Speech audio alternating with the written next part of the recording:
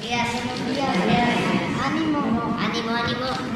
Bueno, pues vamos a informar como todos los martes sobre la situación de salud y posteriormente abrimos para preguntas y respuestas.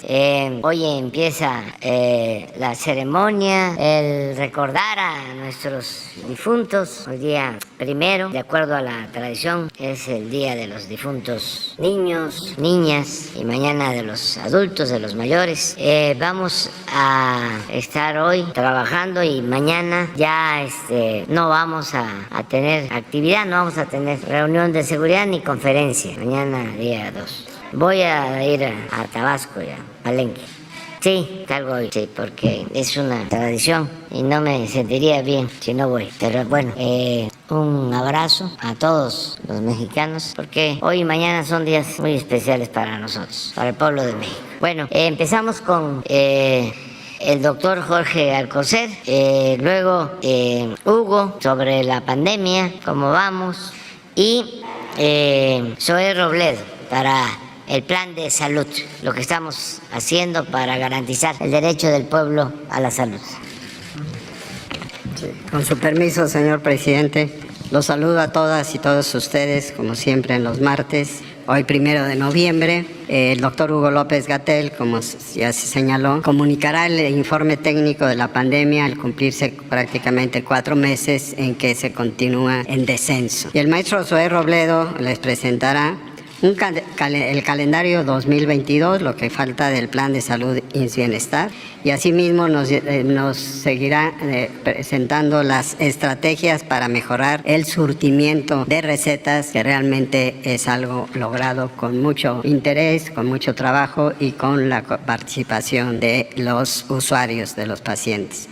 Los avances generales e inversión en Nayarit, Tlaxcala y Colima, y derivado de la visita del fin de semana, se incorporan a partir de ahora los avances de Baja Sur, de Sonora, Sinaloa y también de Campeche. Entonces, esto es lo que presentamos el día de hoy. Con permiso. Maestro, buenos días. Buenos días. Muy buenos días a todas y todos. Brevemente informaré sobre la situación de la pandemia de COVID en México, porque las noticias siguen siendo muy positivas. Cumplimos prácticamente 4 meses ya de reducción de la epidemia. Como señaló mi colega Ricardo Cortés la semana pasada, estamos en un periodo interepidémico, a esto se le llama así, a justamente el valle que hay entre las distintas oleadas, y es un momento de receso, como ya hemos planteado, de la epidemia. Y lo que podemos ver en los números, lo mostramos nuevamente aquí, es la misma tendencia que en estos 4 meses se ha presentado.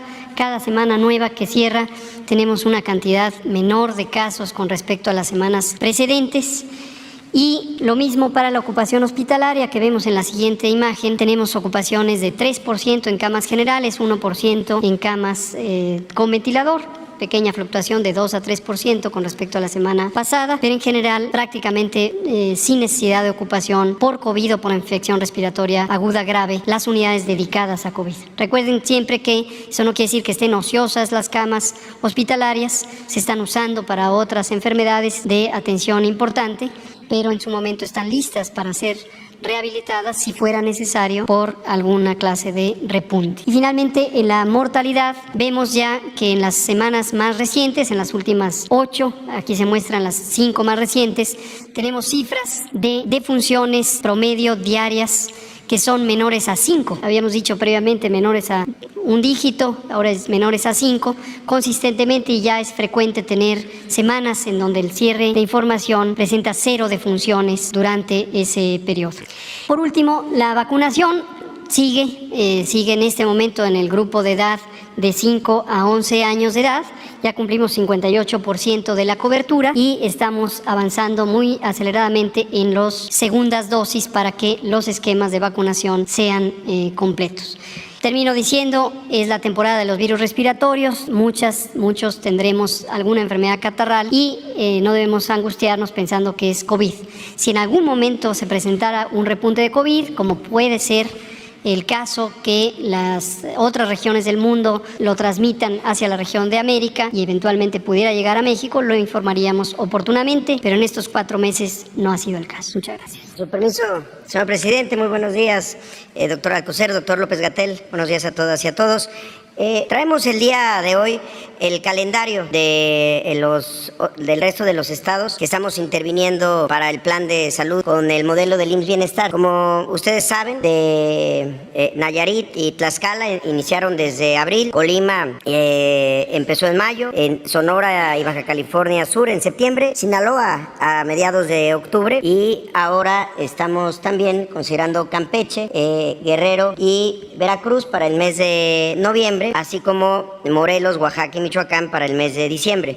Los datos que tienen ahí son los montos de las inversiones que se están ejerciendo en 4 rubros. En la infraestructura de primer nivel, en la infraestructura del segundo nivel, es decir, rehabilitación de los hospitales y de las unidades de primer nivel, centros de salud, y además el equipamiento y el instrumental, tanto en el primer nivel de atención como el equipamiento del segundo nivel de atención. Como se puede ver ahí, es un monto importante de 11,000 millones de pesos, casi 12,000 millones de pesos, pero es para la cobertura de casi 20 millones de mexicanas y mexicanos que en estos 12 estados no cuentan con seguridad social. Y es directamente en la atención médica, que es lo más urgente, lo más apremiante y también era lo más abandonado. Solo para poner un dato, en el caso del segundo nivel estamos hablando de 237 hospitales. Para darnos una idea, el Seguro Social en su régimen ordinario tiene 250 hospitales, el IMSS Bienestar 80 hospitales. Podemos estar concluyendo el año con el modelo de atención médica hospitalaria más grande de todo, incluso de todo el sector, pero integrado como lo hemos estado haciendo. Si podemos pasar a la siguiente. Uno de los temas en donde se ha tenido un avance más importante y exitoso es el tema del surtimiento de recetas. Lo que se habla siempre del abasto, pero que nosotros lo planteamos como el surtimiento de recetas completas para la población. ¿Qué es lo que hemos estado haciendo con el IMSS Bienestar? Pasar de un suministro y un abastecimiento precario, manual y muchas veces inexacto, para un control mucho más efectivo con almacenes automatizados. Son 5 ejes que hemos estado haciendo. Primero, el cálculo de los consumos promedios mensuales. Históricamente, la consolidada que se hacía antes en el Seguro Social, los estados mandaban un cálculo con el histórico de lo que habían comprado los últimos años. Mandaban claves que ya nadie produce, mandaban claves que ya nadie consume y además mandaban históricos con errores que generaban muchas veces desabasto y compras locales. Lo que hicimos en estos estados es empezar a calcular cuánto es el consumo promedio mes a mes de cada una de las claves. En el segundo lugar fue aumentar la capacidad de los almacenes. Si no se tiene una buena capacidad de almacén, pueden estar llenos de claves que no se están consumiendo y cuando llegan las que se necesitan, pues no hay lugar para ponerlas en el almacén. Un ejemplo es en Nayarit, que se añadieron 2,600 metros cuadrados en el nuevo subalmacén, o en Tlaxcala, que tuvimos que hacer una estrategia con contenedores tipo barco, con lo que extendimos 380 metros cúbicos el espacio de almacenamiento. La siguiente, otra de las estrategias es reforzar el parque vehicular, mejorar el parque vehicular para poder llevar del almacén a las unidades. Esto lo hacemos ahora con 24 unidades nuevas, también trabajando con Birmex en la última milla, porque también del almacén hospitalario, después también a los almacenes o a las farmacias de las unidades más pequeñas de primer nivel, pues se tiene que hacer esa parte de última milla, que es la que estamos trabajando con Birmex. Y finalmente, el implementar un sistema de administración de insumos. El sistema de administración de insumos, SAI como se le conoce, lo que nos permite ver es cuántas recetas se surtieron. Es muy difícil pensar que un usuario se va a ir con su receta sellada, cancelada, si no le dieron los medicamentos. Por eso nos permite observar en qué lugar estamos surtiendo el mayor número de recetas y poder detectar cuando hay algún problema con alguna clave que se tenga que solucionar. Los resultados de esto, en los estados donde ya tenemos por lo menos más de un mes, si podemos pasar la siguiente, es esto. haber pasado en Nayarit del 78% de las recetas surtidas a un 99.7%. En el caso de Tlaxcala, en julio, que estamos al 81%, ya pasamos al 93%. En el caso de Colima, que estábamos en 87% en julio, estamos ya hoy en 97%. Y en Baja California, que llevamos menos tiempo, pasamos ya del 73% al 99% del surtimiento de recetas. Lo mismo que en Sonora, que pasamos del 60 al 94%. ¿Por qué es importante cambiar esta idea del abasto? Porque en muchos de esos estados sí estaban los medicamentos, pero no estaban llegando a los usuarios, a las personas que los necesitan. Sí podían estar los medicamentos y se les habían mandado, pero con estas estrategias lo que permitimos es que llegue a las personas, no quedarnos en el almacén o no quedarnos en la farmacia, sino que lleguen a los mexicanos y mexicanas que más lo necesitan. Si podemos pasar a la siguiente. En el caso de Nayarit seguimos avanzando con 13 hospitales y 292 unidades de salud y las 4 UNEMs que hay en ese estado, ya con un 97% de cobertura de médicos especialistas y 98% de cobertura de compañeros de personal de enfermería y también de médicos generales y especialistas y personal de enfermería. Este indicador también lo que estamos haciendo es en la plantilla ideal, es decir, lo que se necesita para cubrir en todos los turnos en donde tenemos que tener médicos especialistas o en todos los turnos donde se tiene que contar con médicos generales o personal de enfermería. Es una inversión de 924 millones de pesos que ya tiene un avance del 92% en el ejercicio. En el caso de Colima son 10 hospitales y 191 unidades de salud, ya se cuenta con 641 médicos especialistas que equivalen a un 82% de esta plantilla ideal y de médicos generales también, y 919 personas de la rama de enfermería que equivalen a un 88% de cobertura. También por eso estamos haciendo las convocatorias de personal, médicos especialistas, médicos generales y personal de enfermería. Es una inversión de 398 millones de pesos que tiene ya un avance del 62% y el abasto que ya habíamos comentado que ya llegó al 97%. El caso siguiente, por favor. En el caso de Tlaxcala también tenemos esta cobertura de 91% de médicos generales y médicos especialistas, 92% del personal de enfermería. Es una inversión de 458 millones de pesos que tiene un avance del 79% y el nivel de abasto que ya comentábamos que pasó del 81 al 93%. Y los estados que acabamos de visitar, donde estuvimos ahora en Loreto, en el caso de Baja California Sur, son 6 hospitales, los que tenemos son 5 hospitales y un hospital móvil, 3 UNEMs y 57 unidades de primer nivel. Tenemos una cobertura de personal del 59%, tanto de médicos especialistas, 60% de médicos generales y personal de enfermería, y ya con una capacitación al 100% en el primer nivel de atención y en los hospitales, en el segundo nivel. Es una inversión la que se está haciendo en Baja California Sur de 309 millones de pesos. Ya hay un ejercicio del 44% avanzado, son 132 millones de pesos de infraestructura y 177 millones de pesos de equipamiento. En la siguiente vemos a Sonora con un 67% de cobertura de médicos especialistas y un 50% en médicos generales y personal de enfermería. Es una inversión en Sonora de 822 millones de pesos, sin contar la inversión del Hospital de Hermosillo, que es un gran hospital que ya está operando, con 90 millones de pesos adicionales. Respecto a la semana pasada, se avanzó a un ejercicio del 45% de este total. Y la siguiente es la de Sinaloa, donde tenemos una cobertura de médicos especialistas del 46%, 43% para médicos generales y personal de enfermería, y ya también se ha capacitado al todo el personal en el primer y en el segundo nivel de atención. La inversión de Sinaloa es de 602 millones de pesos, se han ejercido 16% de este monto. Es en el estado en donde llevamos menos tiempo, pero también se ha avanzado mucho en el tema del abasto de medicamentos, que en estos 15 días lo hemos movido del 78% al 83%. Y finalmente el estado de Campeche. Campeche, en donde contamos con la operación en 11 hospitales, 133 unidades de salud. Hay una cobertura que se tiene que avanzar, sobre todo en médicos especialistas, que llega solo al 22%. Campeche es uno de los estados que está tanto en la convocatoria internacional como nacional de médicos especialistas y además cuenta con médicos cubanos que hemos enviado a ese estado, 53% de médicos generales y personal de enfermería. Es importante señalar que ya se ha empezado a avanzar con 9% del personal de segundo nivel y 99% del personal en el primer nivel en la capacitación. Y las recetas surtidas, que también ya han ido mejorando del 65 al 87% de suministro.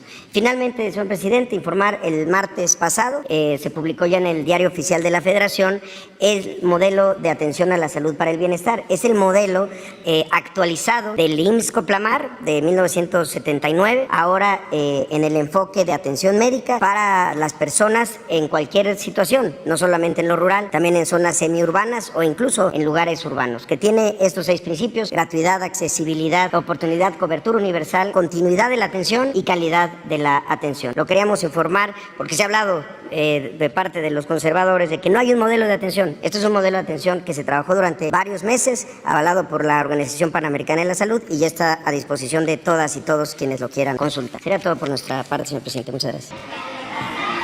4 y 3, vamos, ya.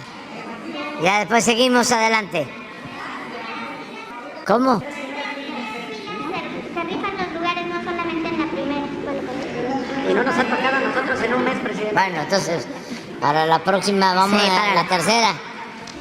Buenos días, señor presidente. Y luego a la segunda y luego a la primera. Marto Beso, de Esfera Noticias. La semana pasada, señor presidente, el secretario de Salud presentó un desglose de los salarios del personal médico que labora en la red pública de salud. En este desglose no se detalló en qué rubros se encuentran contratados las casi 1,000 parteras y médicos tradicionales que laboran en las clínicas IMSS-Coplamar y las clínicas ampliadas del Seguro Social. Preguntarle al señor secretario si es posible que nos pueda desglosar cuál es la situación laboral de estos casi 1,000 prestadores de servicio, qué salario perciben y cuáles son sus prestaciones laborales. Pues a lo mejor lo tiene más fresco.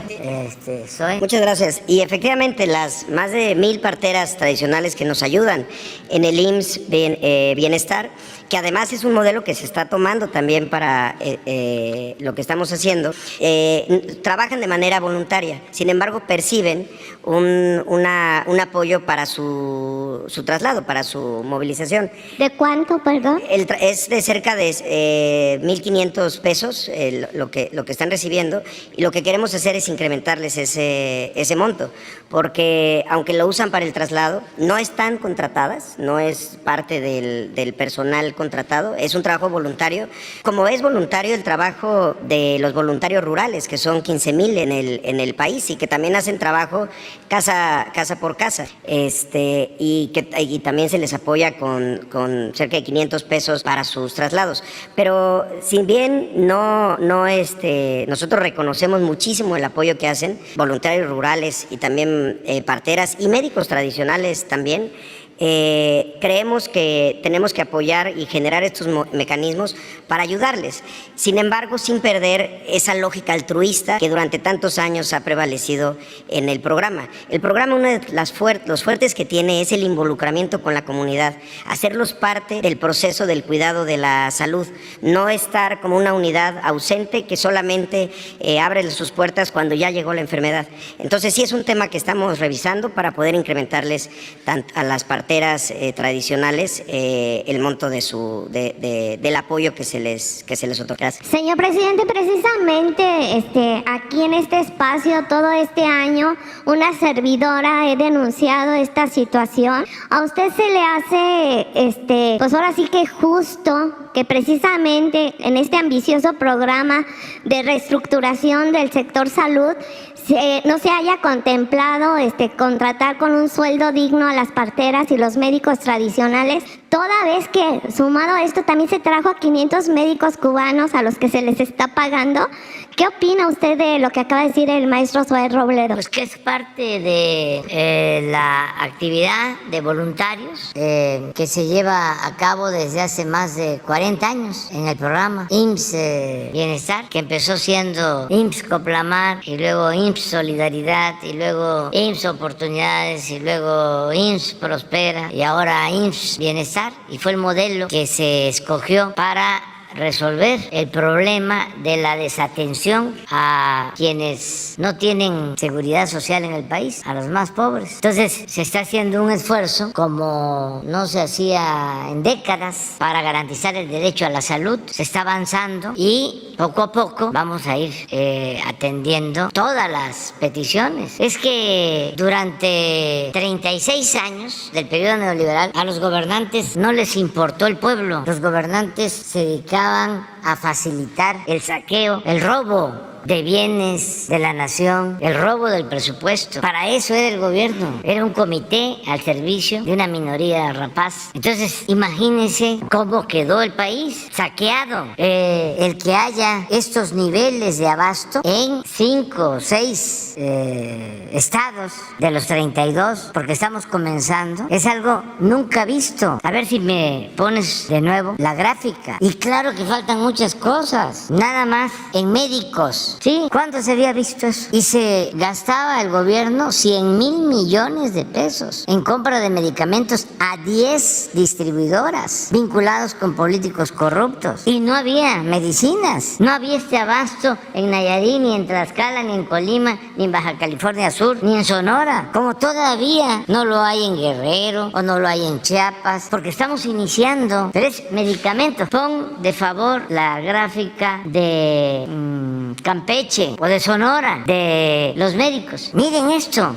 En Sonora, aquí necesitamos 100% de especialistas. Tenemos las plazas y apenas llevamos 67%. Se licitaron, se convocó para 14,000 plazas. ¿Saben cuántos médicos, cuántos especialistas acudieron y se contrataron? 3,500. Porque durante todo el periodo neoliberal no se formaron médicos, no se formaron especialistas y tenemos un déficit de médicos. Imagínense el nivel de irresponsabilidad de estos gobernantes corruptos para que nuestro país no tenga los médicos que necesita y mucho menos los especialistas que necesita. Estaba peor el sistema de salud que el sistema educativo. Lo que pasa es que había una especie de complicidad en lo relacionado con la salud con algunos gobernadores. Entonces, como la federación les transfería recursos y ellos podían hacer con ese dinero lo que quisieran, lo desviaban y compraban ellos los medicamentos, en algunos casos hasta adulterados, a estos distribuidores corruptos a los que he hecho referencia. Nadie decía nada. Toda la polémica estaba enfocada a la intención de privatizar la educación, pero lo que hicieron con la salud fue una privatización y un abandono silencioso, infame. Entonces, estamos levantando todo el sistema de salud y lo vamos a dejar de primera. Y es mi compromiso. A mediados del año próximo, a finales de este año, vamos a tener 12 estados, ya, así como estos. Y por eso tenemos que traer médicos cubanos. Y los médicos tradicionales y parteras de aquí de también México se van a ir incorporando, pero es un proceso. Estamos iniciando. Esto lo íbamos a hacer desde el comienzo del gobierno. Yo llegué al gobierno y lo primero que hice fue visitar 80 hospitales, precisamente del IMSS Bienestar. Pero se nos viene la pandemia y actuar en la emergencia para salvar vidas y conseguir vacunas. Ahora que ya, afortunadamente, no tenemos esa pandemia, retomamos el programa porque queremos dejar un sistema de salud de primera. Vuelvo a decirlo, porque además soy un hombre de desafíos y de palabra. Vamos a tener desde finales del año próximo uno de los mejores sistemas de salud pública del mundo. Porque todo esto, atención médica, todos los medicamentos, no solo el llamado cuadro básico, todos los medicamentos, los estudios van a ser gratuitos. Y le informo a la gente o reitero,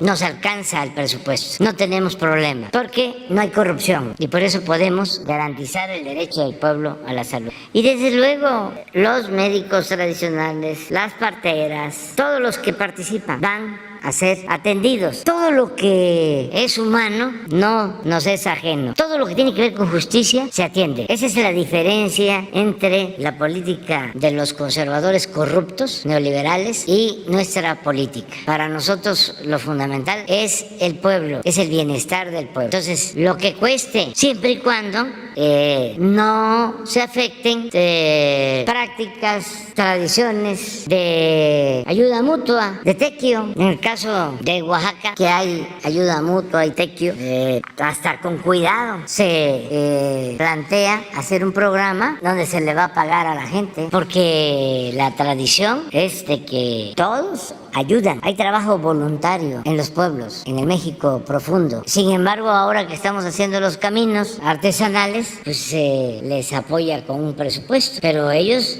no dejan de dar el tequio para contribuir en su comunidad. No es todo paga. ¿Cuánto me vas a dar? No, esa es la grandeza cultural de México. Entonces hay que tener cuidado para no seguir impulsando, a veces sin darnos cuenta, el individualismo, el materialismo. No solo de pan vive el hombre. Así es, señor presidente, y ese tequio, pues usted también dentro del programa de reestructuración del sector salud, se puede ofrendar un apoyo económico a las parteras y a los médicos tradicionales, y sobre todo porque usted ha reiterado aquí el compromiso que se tiene con la Organización Mundial de la Salud de preservar, difundir y dignificar la medicina tradicional. Usted mejor que nadie sabe que las parteras y los médicos tradicionales son especialistas en eso, en conocimiento ancestral. El mes pasado aquí la directora de CONACYT explicó a detalle cómo CONACYT estaba avalando científicamente el conocimiento que tienen del manejo de la herbolaria mexicana, que es una de las más ricas en el mundo. Preguntarle, señor presidente, ¿cuál sería un sueldo digno que su administración pudiera ofrecerles a los médicos y parteras mexicanos? Pues no lo tenemos todavía definido. Eso lo van a ir viendo poco a poco, pero sí se toma en cuenta lo que estás planteando. No, pero vamos, democracia es orden democrático. Gracias, presidente. Buenos días.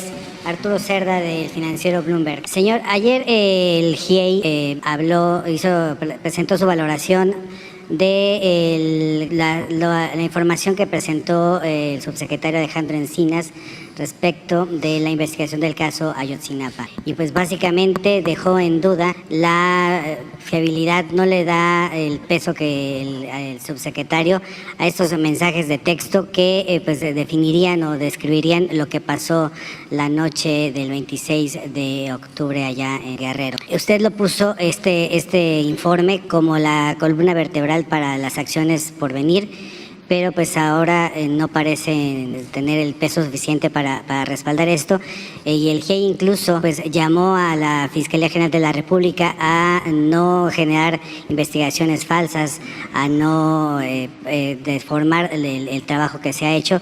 Los padres de los estudiantes refrendaron su confianza en el trabajo, en la validación del GIEI, y expresaron tristeza porque no hay verdad en este caso.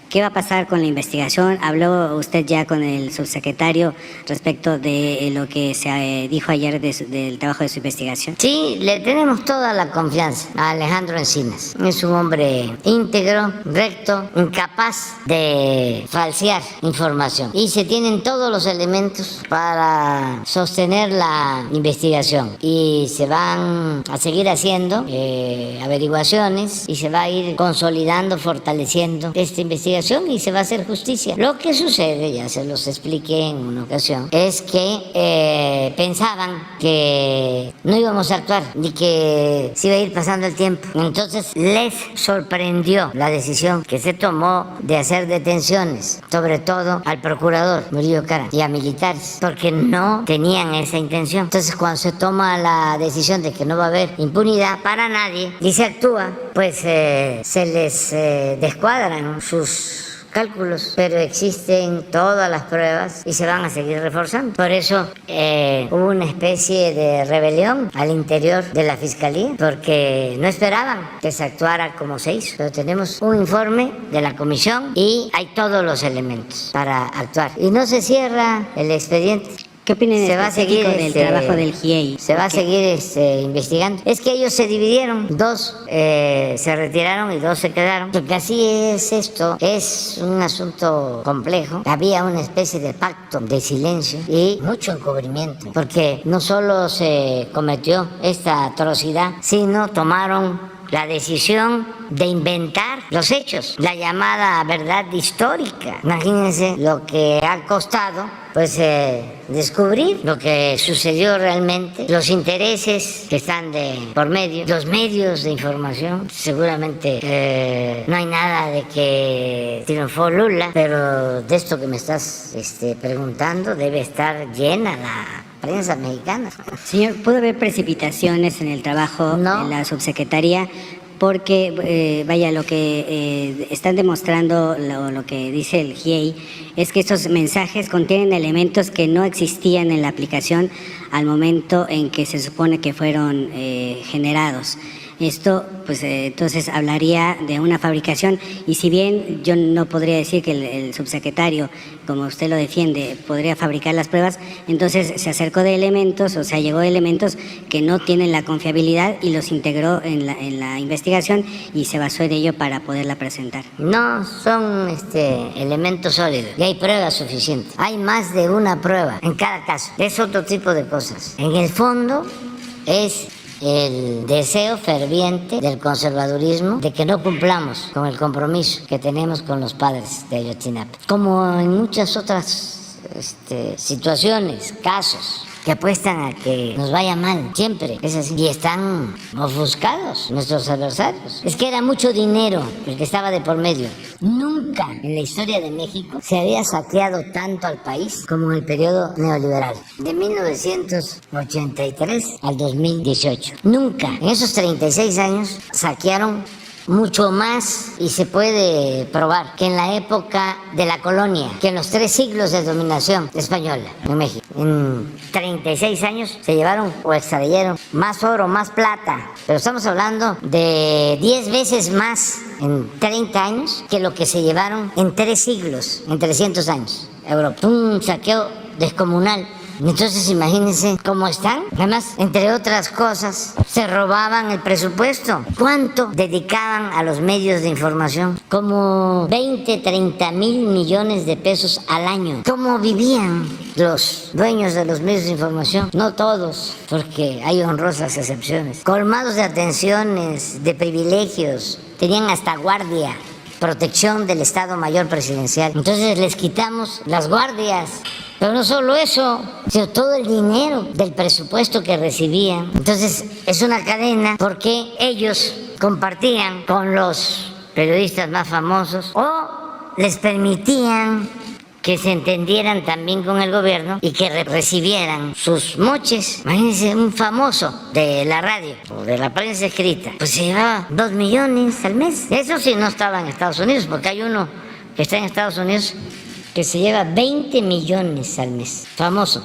20 millones al mes. Por eso, el enojo, ese es el fondo. Entonces, todo lo que hacemos, que voy a Sinaloa.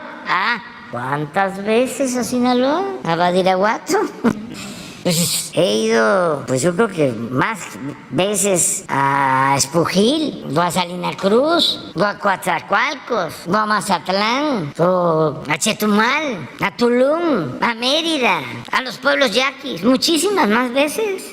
Pero voy a Badiraguato. Yo no sé, pero he ido 3 veces, y creo que una por carretera, de sobrevolado, en 2 ocasiones, porque inauguramos allá en Tamazula un cuartel, porque estamos haciendo una carretera de Tamazula a Canelas, que es el límite de Sinaloa con Durango, y estamos haciendo el camino de Badiraguato a Guadalupe Calvo, Chihuahua. Me gustaría que buscaran en el plano dónde está Guadalupe Calvo, dónde está ubicado. ¿Cuántas veces he ido a Guadalupe Calvo desde que estoy luchando? Pues yo creo que como unas 10 veces. Una vez fui en enero con una helada que había que ponerle cadenas a las llantas por allá, y estuve en ese tiempo, pues estaba nevando, es la parte más fría. Estuve en la Sierra de Chihuahua. No solo fui a Guadalupe Calvo, estuve en Madera, ahí me quedé a dormir. Recuerdo que la temperatura estaba bajo 8 y muchas veces, por todos lados, me he quedado a dormir. A ver si conocen Chinipas, en los límites de Chihuahua con Sonora. He estado en todos lados. Pero ya no hayan qué hacer los conservadores. Presidente, ¿qué le puede decir a los padres de familia ante pues la decepción que ellos demuestran? Ya he hablado con ellos, hablé con ellos. Esto que se había presentado en el informe de la comisión, pues aquí se los presentaron a ellos, eso les dio aparentemente esperanza. Hoy se dicen ellos tristes, hay que ver como una decepción. Lo que ellos... ¿Cómo van a llegar a una siguiente reunión con esta situación? Hay que ver lo que ellos piensan, y nosotros siempre le vamos a tener muchas consideraciones y los vamos a respetar, y entendemos su situación tan delicada, tan triste. Lo que no aceptamos es que estos asuntos tan lamentables sean utilizados por sopilotes, por nuestros adversarios conservadores y la prensa que está a su servicio, como... ¿Cómo se llama el periódico? Yo trabajo para el financiero Bloomberg, señor. Para el financiero. Ahí Señor, tenemos problemas desde hace tiempo. Todo ese periódico en contra, porque el dueño de ese periódico era de los preferidos en el sexenio anterior. Le dieron hasta un crédito de Nacional Financiera. ¿Ya lo pagó? No, que lo va a pagar. Entonces, no se vence si es que se lo dieron a largo plazo. Entonces, imagínense si no va a estar molesto. Pero todos los que escriben ahí, casi todos, y simularon muy bien de que era un periódico profesional especializado en finanzas. Que conste que no es contigo, que yo te respeto. Estoy hablando de los que manejan la línea editorial. Para simular, hicieron un acuerdo con Bloomberg, que es una agencia especializada en finanzas, con cierto prestigio a nivel mundial. Una vez me invitaron a visitarlos en Nueva York. Conocí al dueño, me llamó mucho la atención porque muy rico, señor Brom. Había estado ya de alcalde de Nueva York. Y me llamó la atención porque estaba en un cubículo, pantalón de mezclilla, vestido de manera informal. Y muy rico. Y estaba yo allá de visita, me hicieron 2 entrevistas, una colectiva, otra para la televisión, y luego que él quería platicar conmigo, ya fui y platiqué con él. Era yo opositor en ese entonces. Y uno de los directivos me dijo, ¿y cómo se porta el financiero? Porque tenían acuerdo. Le digo, bien. Dice, es que a nosotros nos importa mucho el prestigio de nuestra agencia. Entonces aprovecho para mandarles a decir de que no se portan bien. Y que si les importa el prestigio de la agencia, pues que manden a hacer un análisis de la falta de profesionalismo que hay en el periódico. Que no tiene que ver contigo, pues, pero es la forma de responder a esta campaña, porque en vez de ayudar a que todos sepamos lo que sucedió a los jóvenes de Ayotzinapa, lo que buscan es que no se sepa las cosas o que quede la sospecha, y son capaces de eso y demás. Es que es extremo de que Sarmiento, pero no solo él, otros sostengan que si voy a Badiraguato es porque tengo un acuerdo con el cártel de Sinaloa. Una prueba, con eso. Saludó a la señora, a la mamá. Una de mis visitas llegó la señora y la saludé. Y lo volvería a hacer porque respeto a la gente mayor. Respeto a cualquier persona y tengo mi conciencia tranquila. Pero si hubiese una prueba de un acuerdo, si Sarmiento presentara una prueba, renuncio a la presidencia, porque lo que estimo más importante en mi vida es mi honestidad. Pero él está acostumbrado a mentir, miente como respira. Señor, finalmente... Y se fue creando la aureola de una gente seria, objetiva, profesional, engañando a muchos, pero al final pues tampoco es único. No. Es como cuando le planteé a Loret de Mola lo mismo. A ver, dejo la presidencia, doy a conocer mi testamento. Si aparece de que en mi testamento escribo de que mi heredero político va a ser mi hijo Andrés, si aparece eso, como tú lo señalas en tu escrito, dejo la presidencia. Y si no es así, aunque voy a dar a conocer mi testamento, que no me gustaría, pero lo haría si él aceptara, tú deja el periodismo, porque el periodismo es un oficio limpio, que ni los más sucios periodistas han podido mancharlo.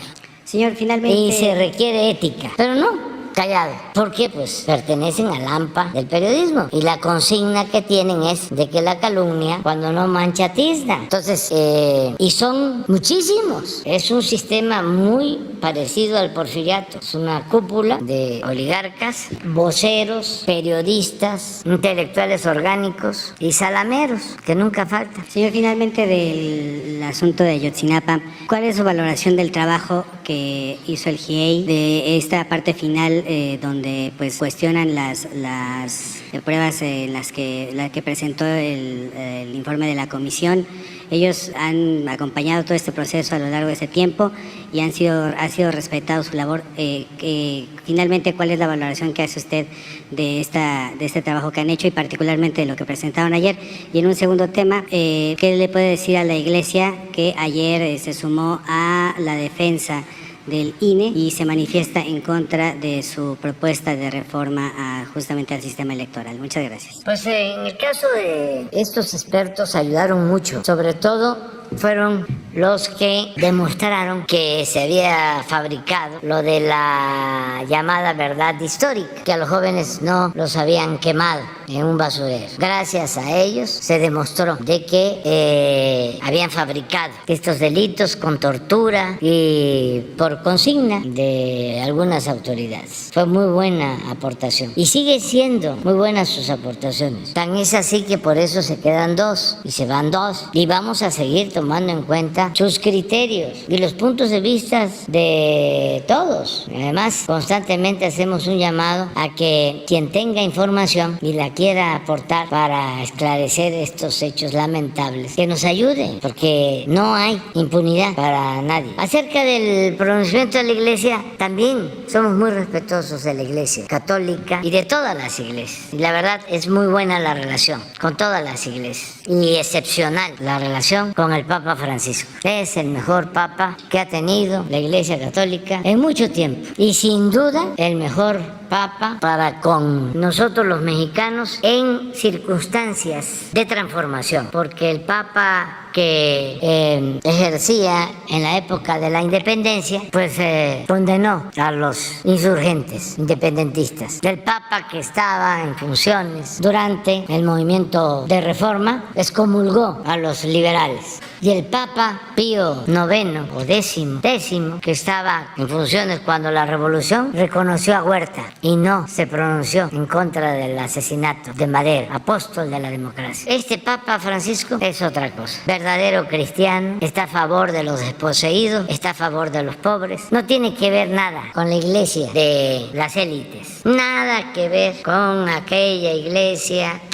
que condenó a Hidalgo, el padre de nuestra patria, y con la iglesia que pues tiene vínculos con las élites del poder, que no se relaciona con el pueblo y sobre todo con los pobres. Y no hay que olvidar que Cristo Jesús ha sido el luchador social más importante en toda la historia del mundo. Por eso lo crucificaron, por estar a favor de los pobres, de los desposeídos, de los humillados. Lo seguían, lo espiaban, le llamaban alborotador del pueblo y por eso lo crucificaron. Entonces Francisco es un auténtico, un verdadero cristiano. De todas maneras, nosotros somos respetuosos de todas las iglesias y también de los libres pensadores.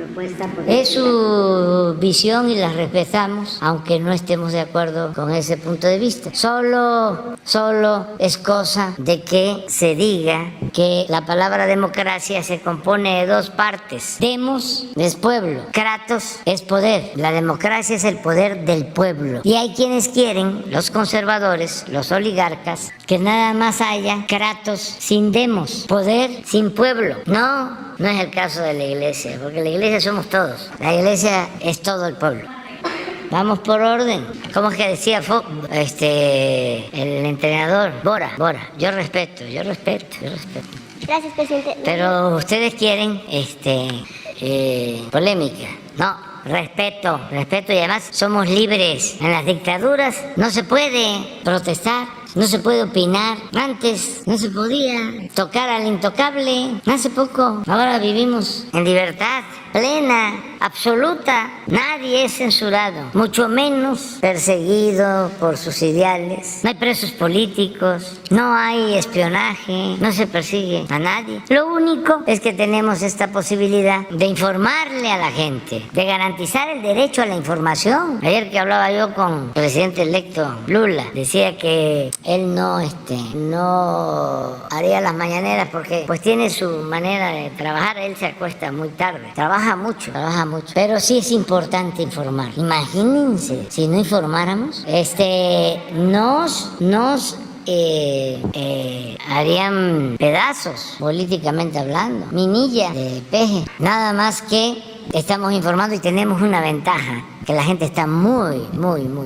consciente. Y una cosa que le dije ayer al presidente electo Lula, que el pueblo humilde, el pueblo pobre, es muy agradecido. Nunca lo olvidaron. Cuando él estuvo de presidente, ayudó a los pobres. Y por eso lo metieron a la cárcel. Regresa y gana con el voto mayoritario de los pobres. Todo aquello de que el pueblo es malagradecido, lo que diga mi dedito. Puede ser que los malagradecidos estén en otro lado, no en el pueblo. ¿Por qué no pones, porque muchos que ven la mañanera no tienen internet, ¿por qué no pones la conversación telefónica que tuvimos con el presidente Lula, presidente electo? Vamos a escucharla. Sí, ahí lo invito, pero está esperando que se asienten las cosas allá, porque se imaginan cómo está la élite, el conservadurismo en el mundo, aquí en México, porque ya América Latina tiene varios países con gobiernos progresistas. ¿Mande? No podría estar porque tengo aquí bastantes tareas, pero es un pueblo que yo respeto mucho y quiero mucho. Y realmente Lula es un dirigente extraordinario, excepcional. ¿Por qué no lo pone? Hermano.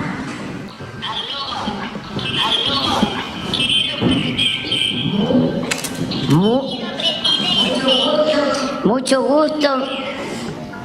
Felicidades. Y felicidades. Estamos muy contentos en México por tu triunfo, que es el triunfo del pueblo de Brasil. Gracias, presidente, gracias. Aquí en Brasil esto ha sido una guerra, pero la democracia ha vencido. Sí, se portaron muy bien, sobre todo la gente humilde, la gente pobre. La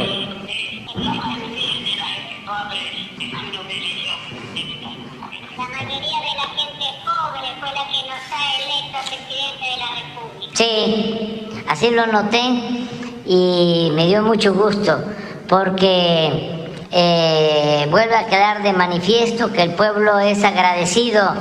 Nunca se olvidaron de ti. Isso é muito importante, presidente. Foi muito gratificante essa relação com as pessoas mais nobres do Brasil. Esto es muy importante, presidente. Fue muy gratificante esa relación mantenida con las personas más pobres de Brasil. Agora eu estou feliz porque agora eu posso encontrá-lo como presidente da República do Brasil. Estoy muy feliz porque ahora puedo encontrarlo a usted como presidente de la República de Brasil. E aprofundar a relação entre México e Brasil. Y profundizar la relación entre México y Brasil. Sí. É muito importante que México e Brasil podem ter Y el rol importante que Brasil y México pueden ejercer na integração da América Latina. en la integración de América Latina. Sí, tú fuiste pionero en eso, en su momento, y ahora de nueva cuenta se presenta la oportunidad y hay condiciones inmejorables. Eu estou certo, presidente, que nós vamos conseguir êxito. Yo estoy seguro, presidente, de que vamos a lograr en nuestro intento Para cuidar das pessoas que estão passando fome del cuidar de las personas que pasan hambre e criar emprego de qualidade para o povo. y crear empleo de calidad para el pueblo. Estamos totalmente de acuerdo. Mira, presidente electo, hermano, amigo, compañero, te recuerdo que cuando estuviste con nosotros, hiciste el compromiso de que antes de que tomaras posesión nos ibas a visitar. Hay una posibilidad. Se va a llevar a cabo en México una reunión de los países del Pacífico. Vienen el presidente de Chile, de Perú, Colombia. Y estoy invitando también a Alberto. Me gustaría muchísimo, mucho, que nos acompañaras un día. Mira, el día 23 de noviembre está aquí el presidente Boric, pero el 24 me gustaría que nos encontráramos aquí en la Ciudad de México, creo que es un jueves.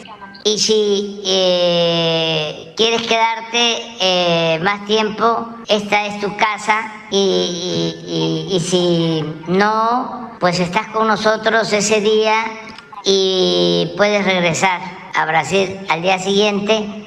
La gente va a estar muy contenta de que nos visites y nos va a dar oportunidad de platicar, de conversar.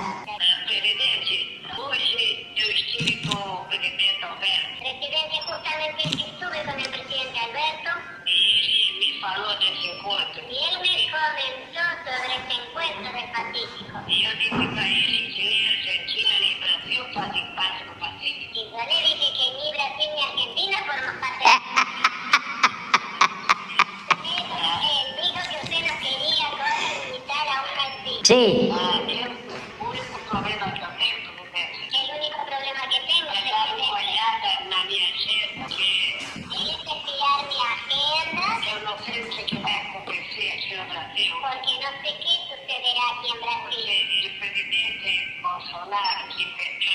Ainda no se manifestó. Porque el presidente Bolsonaro, que ha perdido las elecciones, aún no se ha manifestado. No sé si va a reconocer la derrota de él o no. No sé si va a reconocer su derrota o no. Yo lo estoy aguardando poco. Entonces estoy aguardando poco. Yo tenía un inmenso placer de visitarlo. Pero sería un enorme gusto para mí visitarlo, presidente. A su presidencia. Porque su presidencia. Ela é éxito extraordinário no México. Es un éxito extraordinario en México. Y la su experiencia puede ayudarnos. Y su experiencia puede ayudarnos mucho. Que se consiga hacer mejor que ya hicimos. A que logremos hacer mejor que lo que ya hemos hecho una vez. Bueno, pues... Eu vou pensar, presidente, vou ver a minha agenda. Voy a pensar entonces, presidente, voy a verificar mi agenda. Eu prometo lhe chamar por telefone. Y prometo llamarle por teléfono para poder conversar. Bueno. Yo creo que el presidente Bolsonaro va a aceptar la realidad y que va a actuar de manera responsable, porque no solo fue un triunfo, una elección legal, legítima, sino ya es de conocimiento, de aceptación de todo el mundo. Entonces esperemos que él se pronuncie y de todas formas ya está muy clara la diferencia, el triunfo, la voluntad del pueblo de Brasil. Y háblame pasando estos días, y sí piensa en el día 24 de noviembre, dile, coméntale a Alberto, tú me hablas y esta es tu casa, y no te preocupes si consideras que vas a estar con asuntos allá en tu país. Somos hermanos y nosotros entendemos. Pero sí sería muy bueno que nos encontráramos. Y te mando un abrazo muy fuerte. Saludas a tu esposa de mi parte. Ella te ha ayudado mucho como los compañeros, las compañeras y el pueblo. Eres Lula Pueblo.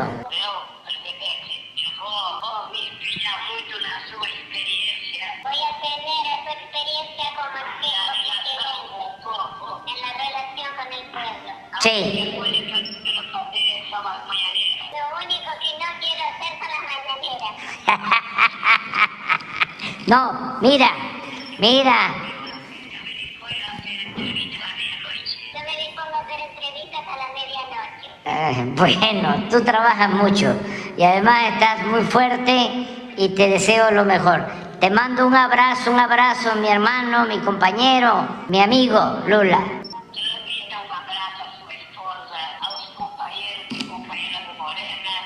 Transmita también un abrazo fuerte a su esposa, a los compañeros y compañeras de Morena, a los diputados, senadores, y dígale a todo el mundo que Lula ama México. Y nosotros amamos a Brasil y respetamos a Lula. Gracias, querido. Muchas gracias. Adiós. Sabes de mi alegría de hablar contigo. Sí, lo sé. Te mando un abrazo cariñoso. Adiós. Gracias, presidente. Buenos días. Dalila Escobar de Proceso. Primero preguntarle sobre estos varios registros o testimonios que se han recogido en torno a diversos municipios, tanto en el Estado de México como en Guerrero, respecto a que mencionan algunos comerciantes o algunas personas que se dedican, por ejemplo, al tema de venta de materiales para la construcción, que hablan de la imposición de grupos criminales que tienen para que se den ciertos precios, para que se haga toda una red de compra, venta de este tipo de materiales, y que, bueno, en algunos casos incluso mencionan que hasta impiden la entrada de algunos otros personas que se dediquen a este tipo de sector, para que se haga únicamente una red que solamente beneficia a este grupo criminal. Y aún incluso algunos testimonios mencionando que aún con la presencia de elementos de Fuerzas Armadas. Preguntarle qué diagnóstico se tiene en torno a este tema que preocupa en principio, bueno, pues en estos municipios de Estado de México, en Guerrero, y se han encontrado que esto se dé en otros puntos. Por ejemplo, también se ha hablado de situaciones aquí en la Ciudad de México. Sí, hay extorsión en algunos lugares del país, pero no sabía yo de esto. Es la primera vez que lo escucho. De todas maneras vamos a investigar, vamos a saber de qué se trata, pero no tenía yo información sobre esto de materiales de construcción. Por supuesto, también, por ejemplo, en tema de alimentos como el pollo, incluso para el precio de la tortilla. Sí, de eso sí sabía. En Guerrero, precisamente, pues básicamente ahí, que sería Chilpancingo, de lo que tengo más información. Y no sé, en el lugar de la platería antigua. Tasco. Sí, de ahí tengo información, de esos dos lugares, que ya se está viendo. ¿Cuáles son las acciones que va a tener el gobierno? Sobre todo porque muchas de las personas pues se sienten amenazadas en algún caso, en caso pues de no atender este tipo de también el caso de Michoacán, en algunos lugares también. De no atender este tipo de imposiciones, pues temen a las represalias, y ya es una especie de pues pesadilla para ellos. Lo que mencionan es que, aunado a temas, por ejemplo, de inflación, en este tipo de situaciones se llega a incrementar hasta en un 40% lo que tienen que pagar por este tipo de redes. Así es mencionar. Sí, lo más lamentable es que haya represalias, como desgraciadamente ha sucedido en algunas partes, muy pocas, afortunadamente también.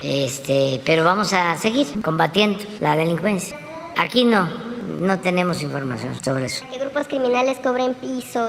No tenemos mayor información. Pero sí hay extorsión. O sea, una de las actividades ilícitas es esa, de los grupos, la extorsión, entre otras. Y se combaten todas. El secuestro, el narcomenudeo, la elaboración de drogas sintéticas, el tráfico, todo se está atendiendo para garantizar la paz, la tranquilidad. Gracias, presidente. En un segundo tema, ya ayer lo mencionaba, usted hablaba de las declaraciones del escritor Juan Villoro, en torno a que, bueno, pues algunas de las situaciones que pasaron, incluso en lo personal, cuando mencionaba usted también, y lo menciona Villoro para Proceso igual, que pues él en 2006 incluso se involucró tanto en el movimiento que era imposible, decía, no abonar algo al mismo. Lo que él mencionaba es que después de lo que sucedió en 2006, la actitud que tomó con el cierre de Reforma, que también ya recordaba usted,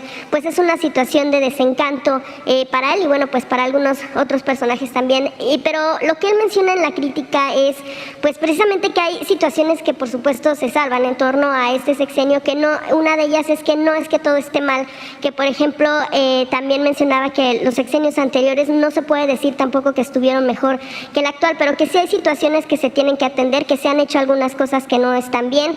De hecho, él hablaba de una cuestión de caudillismo personalizado que se dio a partir de la actitud que se tomó después de 2006, a partir también ya de la elección de 2012, y que uno de los mejores escenarios para México debió ser, en todo caso, que usted ganara las elecciones en 2006 cuando estaba en plenitud de sus facultades y cuando no se habían hecho pactos que no parecieran muy pues defendibles de alguna manera. También la situación en torno a que no se acepte la crítica. En muchos casos lo que dice el escritor es que la crítica no es para destruir, sino para perfeccionar de alguna manera, en este caso pues que sería el modelo una vez que llegó ya usted al poder. Preguntarle en todo caso, y muchas de estas situaciones también, por ejemplo, las críticas que hace algunos sectores, como el de feministas, como el de también científicos, y también otra crítica es que no ha habido mucho apoyo a sectores como la cultura, como el científico, etcétera.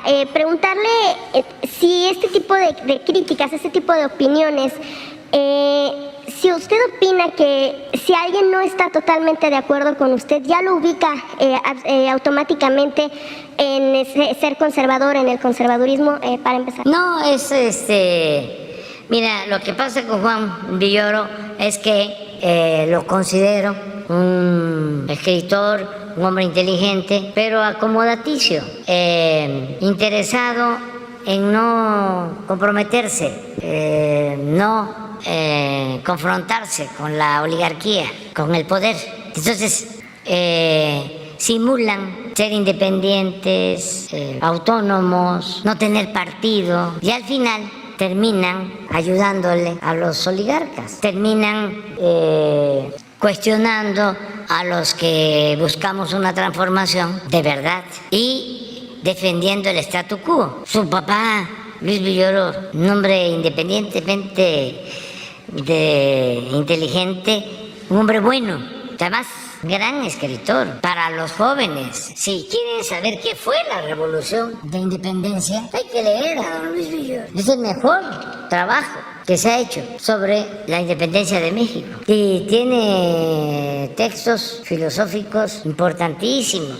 Tiene uno sobre la moral que es espléndido. Su hijo tiene buena formación, sobre todo es de los más conocedores de la literatura rusa, de los escritores rusos. Eso a mí me ha parecido muy bueno porque se ha convertido en un especialista en el conocimiento sobre literatos, cuentistas rusos. Tiene muy buenas recopilaciones de textos de escritores rusos y él hace también buenos ensayos, pero es muy gelatinoso, le falta más contextura, aplomo, ¿no? Y para justificarse, pues empieza a buscar excusas, ¿no? De que yo debía haber ganado en el 2006, pero después no le gustó el plantón, y que ya lo último fue de que tengo acuerdos con el narcotráfico. Lo que mencionaba es que ha tenido algunas acciones. Permíteme, acuerdos con el narcotráfico, es gravísimo eso.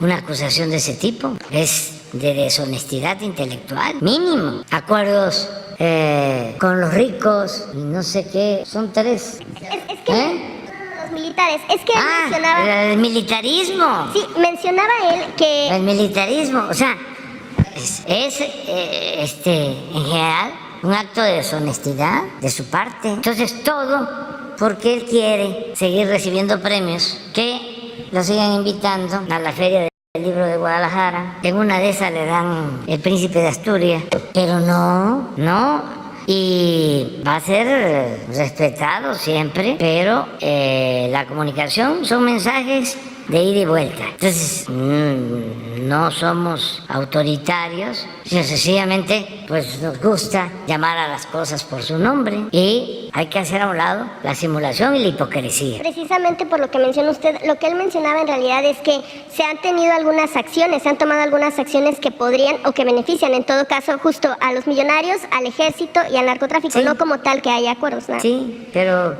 ¿cuáles son esas acciones? Yo no he entregado ninguna concesión a banqueros, ni he entregado concesión a mineros, he defendido el petróleo, he defendido la industria eléctrica, nada, es puro cuento, es la forma de justificarse y hasta había tardado mucho porque pues uno ya sabe quién es quién, pero pues ahora se le presentó la oportunidad o le preguntaron el proceso que anda detrás de eso y pues se ensartó.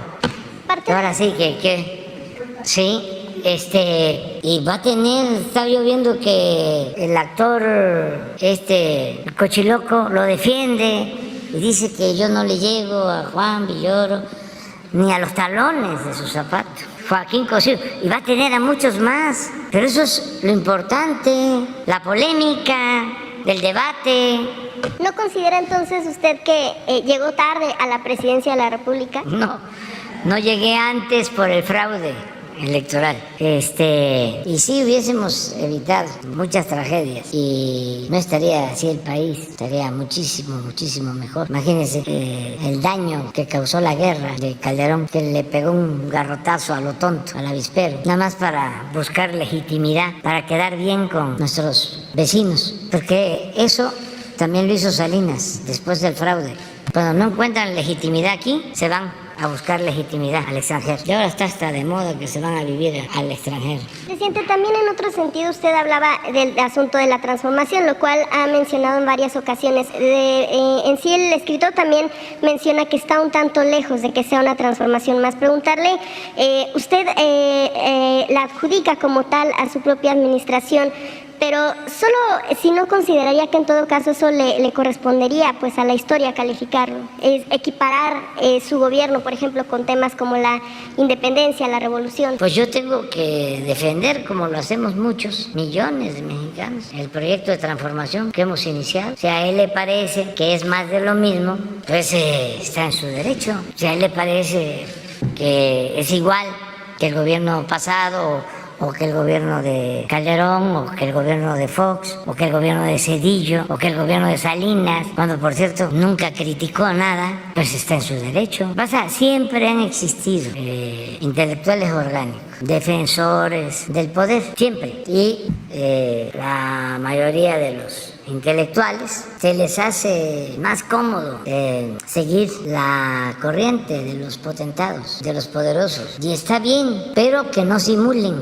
Yo prefiero, sí, lo que decía el doctor Nava, decía cuando estaba en su lucha democrática en San Luis Potosí, aquí hay dos periódicos, uno completamente en contra de nosotros y otro pseudo plural, así como los intelectuales independientes, entre comillas, o periodistas independientes. Y decía el doctor Nava, el que más daño nos hace es el pseudo plural, porque ese tiene capacidad para engañar a muchos. No quiero aquí repetir cosas, pero en la época del neoliberalismo habían conductores de radio, hombres y mujeres, que simulaban ser objetivos, profesionales, sin meterse a buscar un cambio, una transformación. El mismo proceso, con la concepción de que una cosa es el periodismo, otra cosa es la política, y que el periodismo está para cuestionar, ¿sí?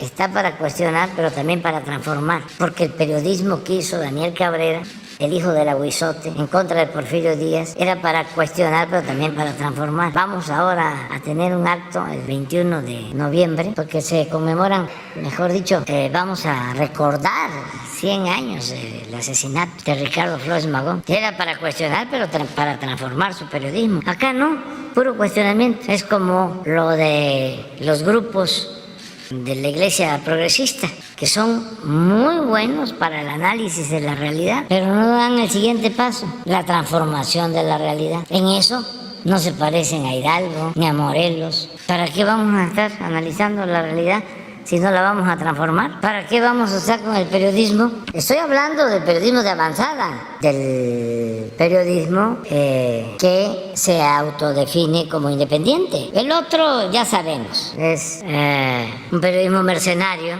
pero no se da ínfulas de independiente o de profesional, ni siquiera le importa la ética. Eso es como decía un dirigente obrero famoso, ya afinado. Decía, soy charro y qué. Eso no se anda con cuentos. Lo que más molesta es toda esta simulación. Y hasta donde llegan es al cuestionamiento, ni siquiera equilibrado. Porque estaría bien que cuestionaran a fondo, por ejemplo, a nuestro gobierno, pero que hicieran la investigación de fondo de Zedillo, de Salinas, de Calderón, de Fox, de quienes saquearon al país. No se meten. Y si se metieran, es solo administrar el escándalo, vivir del escándalo, vivir del dolor, hasta ahí. Es lo que yo siempre sostengo con los grupos de defensa de derechos humanos, con el feminismo, o con el animalismo, o con la defensa del medio ambiente. Yo estoy de acuerdo con todo eso. Pero lo fundamental es cambiar, transformar los sistemas opresivos que llevan a la violación de los derechos humanos, que llevan a la discriminación de las mujeres, que llevan al maltrato animal. Eso es lo fundamental. No, mi causa es el periodismo. Y si sigue la robadera y por eso se sigue empobreciendo la gente y hay hambre, pues eso que le corresponde a los políticos, hacer los cambios. Yo soy periodista, nada más. No, un buen periodista es el que busca también la transformación del país. Y un buen intelectual, un buen artista. ¿Qué hacía Diego? ¿Qué hacía Orozco? Siqueiros, Monsiváis?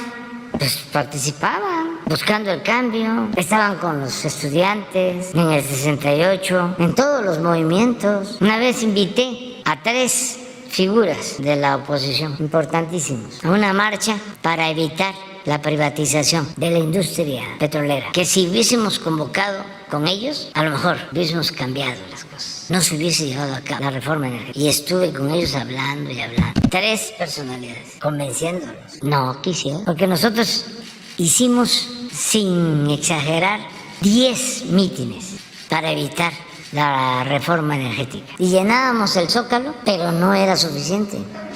Se necesitaba llenar el Zócalo y todas las calles, 1 millón. Y así sí parábamos. Pero la gente, por los medios, pensaba de que no estaba mal que se privatizara la industria petrolera. Me acuerdo que hacíamos encuestas y le preguntábamos a la gente sobre las reformas.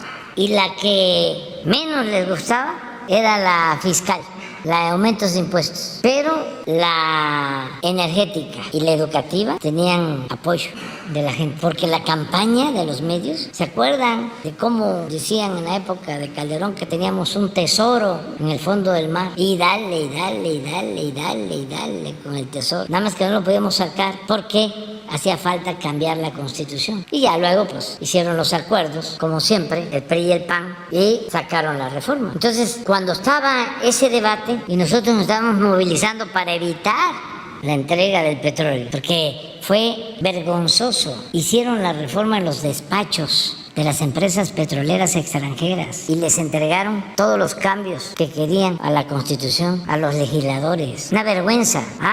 Pues no quisieron estos personajes, porque ellos eran o son independientes. No lo voy a decir por respeto a ellos, pero ese día me fui, me acuerdo, a la jornada y ahí pedí que me ayudaran en el correo ilustrado, que me dieran un espacio, y ahí convoqué a una nueva manifestación. Y convoqué a la nueva manifestación a un domingo y se volvió a llenar el Zócalo. Pero nada más se llenaba. ¿Y saben qué hacían nuestros adversarios? Los del Reforma en el fraude del 2006 tenían notarios públicos y nos contaban con alfileres. Porque decían,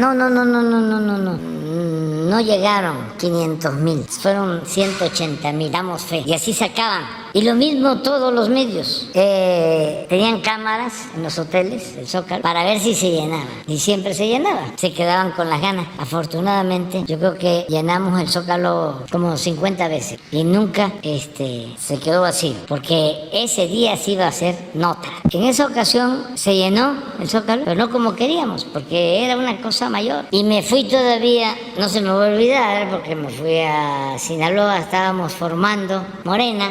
Y regresé de Sinaloa y el martes en la madrugada me dio el infarto. Entonces, por eso, todos estos acomodaticios, simuladores, blandengues, juegan un papel de apoyo a la oligarquía. Son cómplices. ¿Cuando lo apoyaba usted? No me apoyaba. No, esos son como una pelota de jabón. Son muy jabonosos. Les falta definición. Por eso...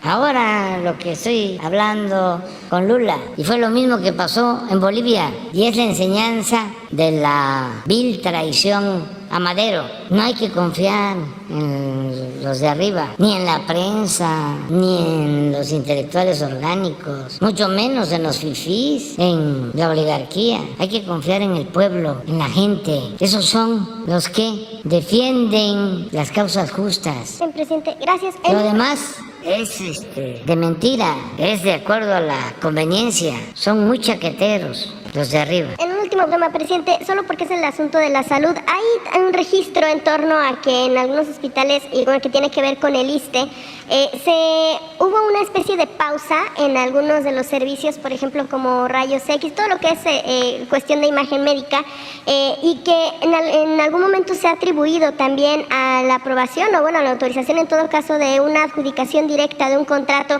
que se dio por parte de Almendra Ortiz Genis, quien era integrante de la ayudantía, sabemos, y que bueno, pues ahora es directora normativa de Administración y Finanzas del ISSSTE. De hecho, el propio director general del ISSSTE, ya que mencionaba usted que en varias ocasiones cómo quedó el ISSSTE como un cascarón, lo ha mencionado usted, el propio director ha reconocido, Pedro Centeno, que hubo irregularidades en la adjudicación directa de este contrato y que de hecho hay incumplimientos, un contrato que asciende a más de 100 millones de pesos y que de alguna manera el problema aquí es que se ha dejado varados a muchos de los pacientes con ese tipo de servicios, solamente si se está haciendo. No, y el problema es la corrupción que prevalecía y que sigue todavía existiendo en el ISSSTE, ya lo saben, pero pues ustedes me preguntan y lo voy a volver a decir, porque está refrescando la memoria, porque se padece, hablando en términos médicos, de amnesia. El ISSSTE era un botín. Acuérdense de que cuando se hace el fraude para imponer a Calderón, le ayuda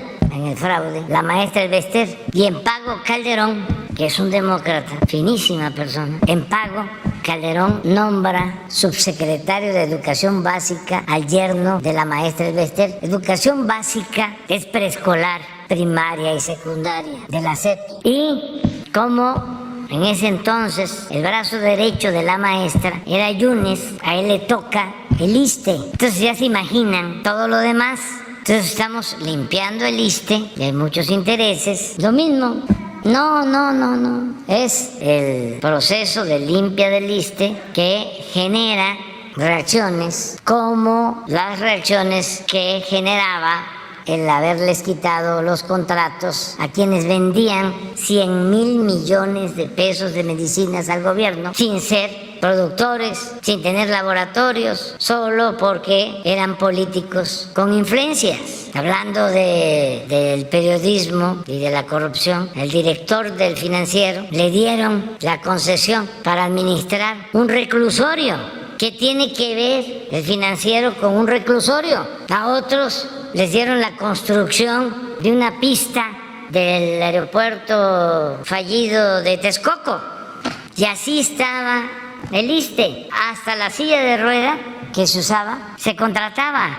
la camilla, las ambulancias, los equipos para los análisis médicos. Entonces estamos limpiando y hay toda una reacción y por eso este proceso que anda todos los días buscando podridas, porque ese es el periodismo de combate, independiente, de lucha, distante del poder, cercano al pueblo. Pues ya encontró eso, pero no hay nada. Estamos todos los días cuidando que no se roben el dinero del pueblo, que es dinero sagrado, pero es una jauría, no tienen llenadera y están desatados. Pero nosotros ya llevamos mucho tiempo en esto, luchando, enfrentando calumnias, adversidades y vamos a seguir adelante porque se requiere limpiar al país de corrupción, se necesita purificar la vida pública y no mentir, no robar, no traicionar. Y ya me voy porque voy precisamente con un filósofo muy bueno, con Sabater. Pues, vamos a desayunar.